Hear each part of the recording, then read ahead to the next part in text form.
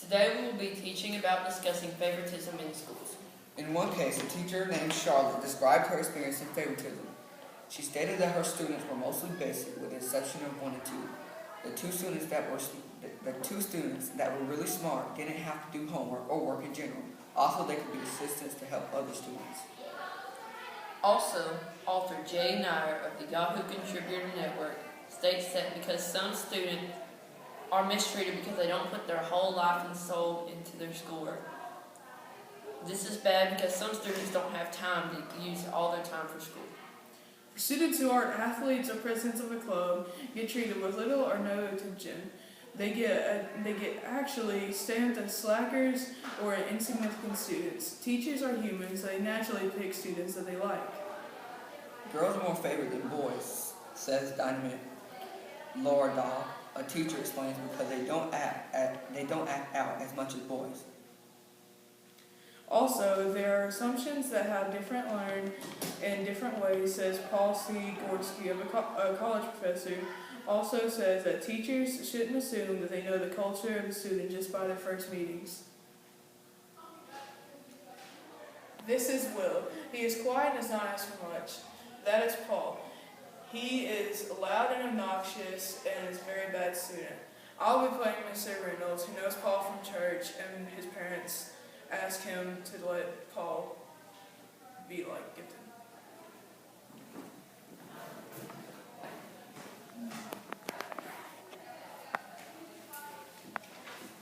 What year was the War of 1812?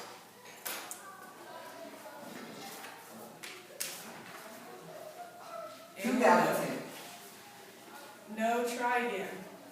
42. No, 1980. No, 1811.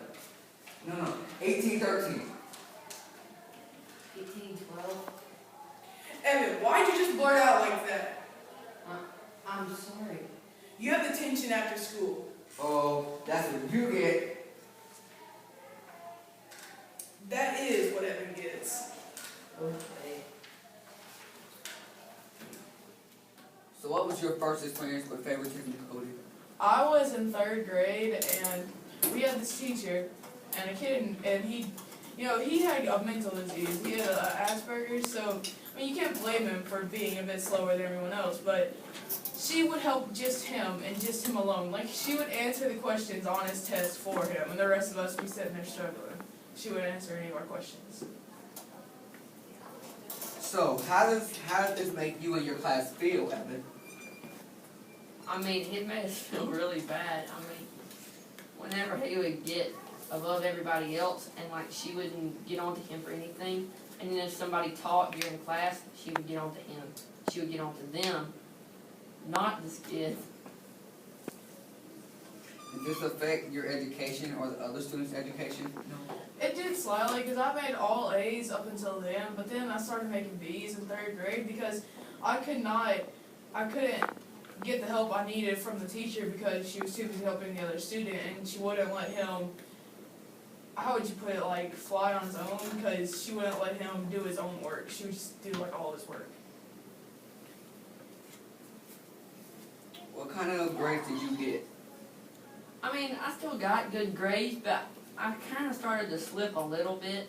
When I would ask her for a question, she would completely ignore me and go over there and help him out, but I would make a bad grade because he would get the help that he needed and I wouldn't get the help that I needed. So, did you have a teacher that ever favored you? No.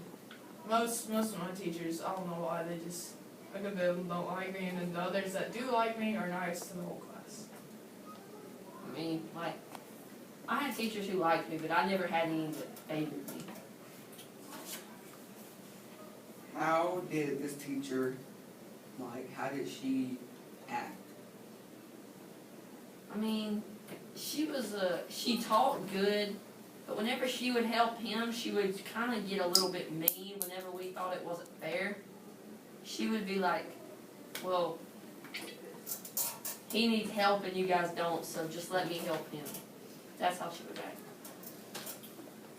Okay, then that wraps up our questions about favoritism. sorry, you guys have to go